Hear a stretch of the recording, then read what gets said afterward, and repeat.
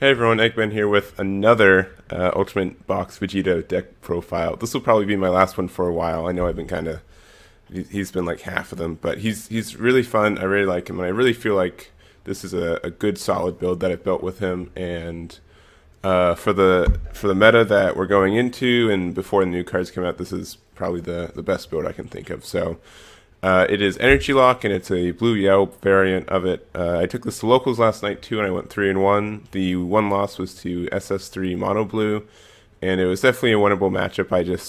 I feel like it was my inexperience with playing against it that cost the loss, not this deck. I think this deck can definitely win that matchup, and I think in general it can win a lot of matchups in the meta game. There's not one thing that just is unbeatable, which I really like. That's kind of like the kind of decks I like. So yeah, if you haven't seen any of my deck profiles ever, what this leader does is he's got Warrior of Universe 7, which only really matters for Roshi and Goku. And then if you have a Universe 7 in the energy area, when this card attacks the leader card, draw one card and get plus 5k for duration of the turn. So if you charge one of these two, turn 1 is good, otherwise nothing really happens. And then Awaken, untap 2, on the opposite side, permanent. If you have 3 or more Universe 7 in your energy area, get plus 5k power. That like never happens. But the good thing about this thing as leader is when this card attacks, draw one card. You may choose one of your energy, add it to your hand, and if you choose to add one energy to your hand, choose up to one card in your hand and place it in your energy. So you can grab a tapped energy, put down an untapped energy, or if you're using some energy lock shenanigans, then you can put nothing down, and then you can use Force Ejection Mass Sand. So that's the fun combo you can do against kind of more control decks and make sure they don't get to 4 energy.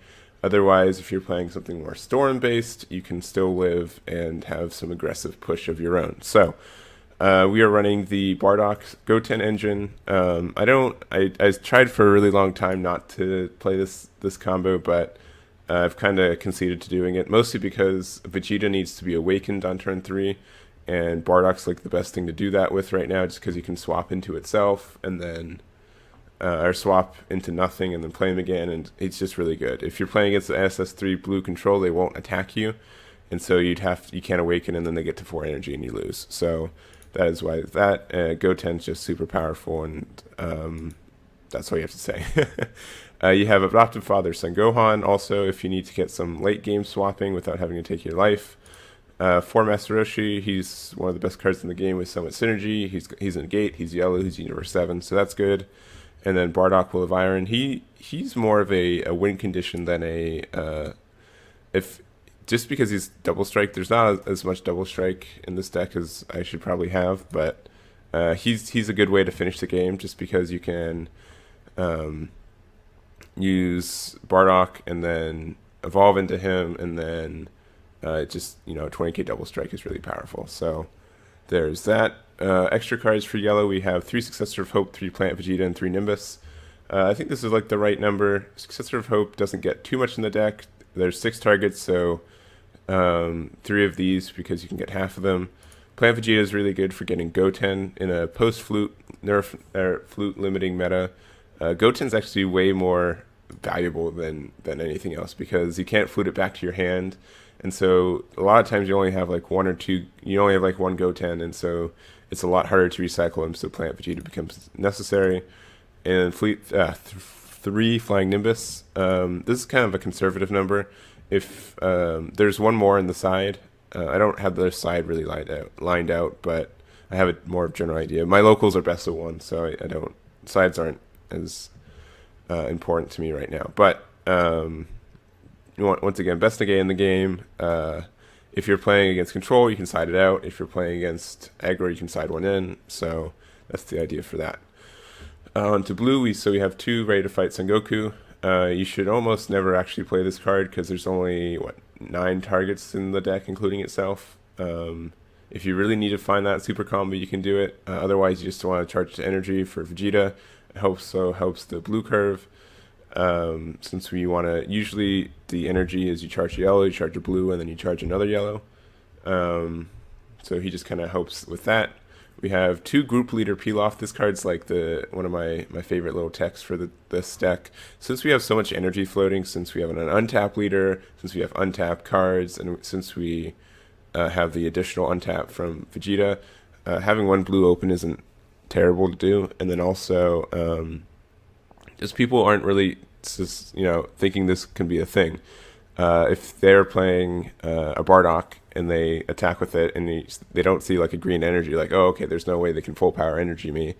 You just play group leader peel off, and then you say, oh, I negate your swap mechanic, and so they can't swap. And then they're stuck with this card out, and they can't, unless they play another Bardock, they can't swap into Goten. So it kind of stops them. And then it's also tapped, right, because they attacked. So unless they have, unless they can evolve on a Bardock, which we have Ultimate Jocko and Powers Combined Kibito Kai to, help stop that, then they're just done for the turn. So that's really powerful.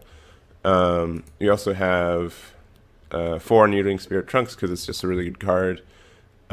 We have, so the super combo split is 3 Backbone Universe 7 and 1 Kibito Kai. This is kind of more just kind of testing it. Backbone Universe 7 Goku's really good, especially because he's Universe 7, so he can be searched, and he can also be searched from Planet Vegeta. But I did like this, and I used to run 2 Jockos, but I decided 1 and 1 and take out one of these super combos was better. There are more Jockos on the side. Jocko is really good against just like Bardock, and also like the Gohans that play themselves when you combo with them. You can just put them back to their hand, and they're just really good for like defensive options too, right? Because they put stuff back in their hands and they're not expecting it. So there's more Jockos on the side. You want to do this, put this in against more aggro storm decks.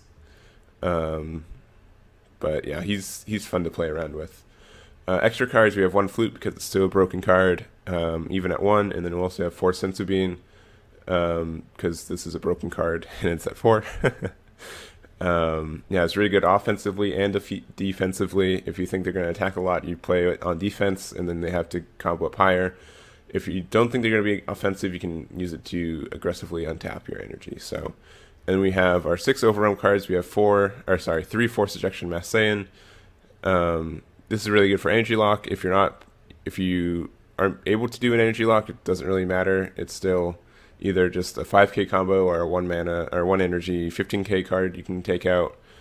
So not the worst. Time Ruler Toa, this is like the I'm really liking this card right now. So it's Overwhelm, and you get to choose one of your opponent's battle card with energy 2 or less and gain control of it. And you get to change it to active, right? Oh, in the same mode. Okay, never mind. There's other ones that say active, but it's the reason I say that is because usually if they have like a free blocker out, I just play Toa and then I get to steal their free blocker. So not only do they have 1 less free blocker, but I get to gain a free blocker. So that's really cool. That's really powerful, especially in like a post-Flute meta where Flute was usually the thing you use to take care of free blockers. You can now use Toa. Additionally, if they have like a Bardock, if you did the group leader peel off on the Bardock, then you have a Bardock, you can use Toa, steal it, and then you can swap it. The Bardock goes back to your opponent's hand, but you still get to get a free swap into Goten, which is powerful. So I definitely have 3 of these on the side. So if we're playing against something that just has a bunch of little guys, then I would take out the Force Ejection Mass Saiyan. Against Storm, definitely take out the Force Ejection Mass Saiyans for more Time Ruler Toas. And I mean, it's just a 5k combo worst case too, so it's not like it's the worst thing. And it's just spicy. It might be a little bit too spicy, but I'm really liking it. It's been fun. So against SS3 control, I would take this out and put in a Force Ejection Mass Saiyan. So it's kind of a split for these depending on what you're facing. So, and that is about it. Other side cards I have are Scientist Fu, the other one, the Dimensional Breaker Fu.